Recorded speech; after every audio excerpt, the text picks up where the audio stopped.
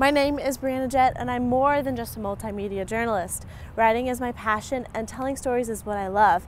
But while I'm comfortable in front of the camera or out on the scene, I really feel comfortable here in the studio crafting a show.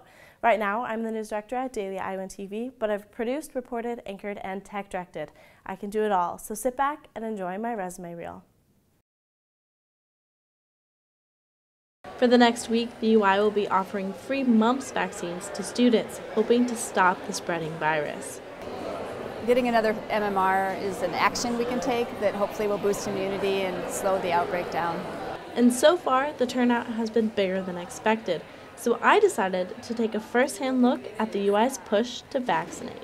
Here I am in the second floor IMU ballroom, and already yesterday, the first day, 1,800 students came and got their vaccines, and now I'm just another one of them. James said they expect about 10% of the student body to come for shots, but said that 10% can really make a difference. And it's not just undergraduate students benefiting from the program.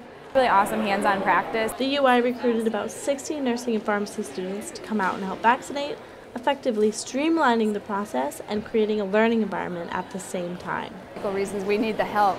We are trying to run 10 vaccination stations for 8 full hours. And James said that if you missed the first day of vaccinations, they will be around all week with more. Reporting from the Iowa Memorial Union, Brianna Jett, Daily Iowan TV.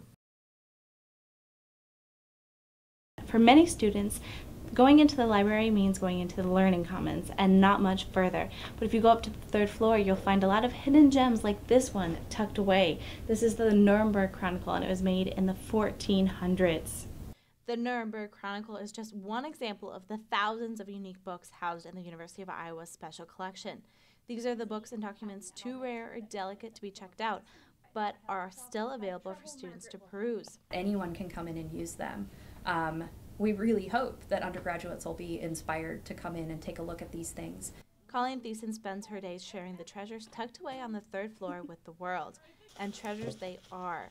Some of them are hundreds of years old. Others don't even look like books, like this wooden boat with a tiny book tucked inside, or this travel globe made in the 1800s. Special Collections is even home to a few statues, but they all feature some aspect of the past. One of the things that I find most exciting about this type of work is that some of what we do is help preserve memory. This year is the 150th anniversary of the publication of Alice in Wonderland. Decades ago, renowned artist Salvador Dali illustrated a copy of the book. It's a limited edition, and the UI has one on display, another example of the rare pieces on the third floor. Even if you don't want to see the entire Shakespeare library in miniature or don't find books older than the United States interesting, Thiessen encourages anyone to stop by, just in case they have a book that suits your fancy. Brianna Jett, Daily Iowan TV.